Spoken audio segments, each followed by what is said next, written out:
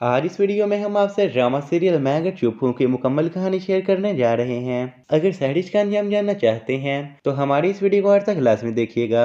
आने वाली एपिसोड में आप देखेंगे आलिम साहिब ने जब आहद को बताया कि तुम बाबा बनने वाले हो, उसने कोई खास रिएक्शन ना किया क्योंकि सहरिश ने आहद को ईमान के इस कदर खिलाफ कर दिया था कि उसके दिल पर यह बात भी असर ना की। आलिम साहिब बोले, मैं जाकर ईमान बेटी से मिल लूंगा, तुमने नहीं जाना तो ना जाओ।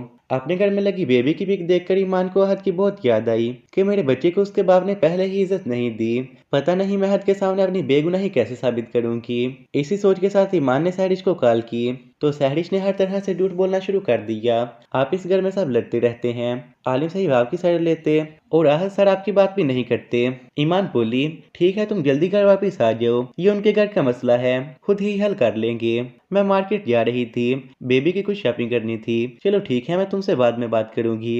ईमान ने कॉल बंद की तो सहरिश के जहन में एक नई चाल आ गई। सहरिश ने आहद को राजी किया कि मुझे कुछ चीजें खरीदनी है, आप मेरे साथ शॉपिंग के लिए चले। आहद ने कहा, सहरिश मैं थक गया, तुम अकेली चली जाओ। सहरिश आहद को बातों में लगाकर साथ ले गई। इधर ईमान अकेली जाने लगी तो जीशान ने मना कर दिया कि तुम मेरे साथ चलो, तुम्हारी कंडीशन ऐसी नहीं कि तुम अकेली जा सको। जीशान के स्टार करने पर ईमान खामोश हो गई। वहां जाकर ईमान ने कुछ चीजें ली। तुम चलो मैं पेमेंट करके आता हूँ। ईमान अभी कुछ आगे ही चली थी कि उसे चक्कर आ गया। ईमान ने सर पर हाथ रखा तो उसकी आंखों के आगे अंधेरा छा गया। ईमान लड़खड़ा कर गिरने लगी कि सामने से आते आहद ने जल्दी से आगे बढ़कर ईमान को पकड़ना चाहा। इतने में जीशान ने पीछे आकर ईमान को थाम लिया तो आहद वहीं रुक गया। ईमान की कुछ तबीयत संभली तो उसने सामने खड़े आहद को देखा। उसे बहुत दुख हुआ क्योंकि आहद के दिल से ये झूठ निकालने की बजाय मजीद बढ़ गया था। ईमान ने सहरिश को जब आहद के साथ देखा तो उसे काफी गुस्सा आया। सहरिश बोली, ईमान आप लोग यहाँ, हम भी शॉपिंग के लिए आए थे, चले आप लोग अपनी शॉपिंग करें, हम भी चलते हैं। सहरिश आहद को ले गई। सारे रास्ते आहद का गुस्से से बुरा हाल था जबकि ईमान की परेशानी में मजीद इजाफा हो गया। तो फ्रेंड्स अगर आप हमारे चैनल पर नए हैं तो काइंडली चैनल को सब्सक्राइब कीजिए। मजीद आप देखेंगे सहरिश ने आहद को बहुत ज्यादा खिलाफ कर दिया। आलिम साहिब ने अपनी बहन से इस बारे में बात की तो आहद की फूफो ने उसे कॉल करके समझाया, बेटा तुमने उस लड़की पर बुहतान लगाया, तुम उसके साथ होते हुए भी उसे जान नहीं पाए, मैं यहाँ रहकर भी उसे समझ गई, अगर तुम बहू को घर ना लाए तो जरूर पछताओगे, इसलिए सोच समझ कर फैसला करना। अब वो तुम्हारे होने वाले बच्चे की माँ भी है। आलिम साहिब को समझ नहीं आ रहा था, शिफा से ईमान की हालत देखी नहीं जा रही थी। उसने ईमान की गैर मौजूदगी में आतिफ को सारी बात बता दी क्योंकि वो अकेली कुछ नहीं कर सकती थी। आतिफ का गुस्से से बुरा हाल था। आहद भाई ऐसा कैसे कर सकते हैं। शिफा ने बताया, सहरिश अभी तक तुम लोगों के घर में रह रही है। आतिफ को सारी बात समझ आ गई। अगले दिन आतिफ किसी को बताए बगैर घर आ गया। सब आतिफ को देखकर काफी हैरान थे। आतिफ ने कहा, बाबा इतना सब कुछ हो गया, आपने मुझे कुछ ना बताया, अगर शिफा मुझे ना बताती तो मैं तो अनजान रहता। मुझे पता है ये सब कौन करवा रहा है। सहरिश आहद के साथ ऑफिस से वापस आई तो आते ही आतिफ ने कहा, अपना सामान लो और निकलो हमारे घर से। आहद बोला, आतिफ तुम सहरिश को गलत समझ रहे हो, सारी गलतियां तो ईमान की हैं। आतिफ के पास सहरिश के खिलाफ कोई सबूत ना था।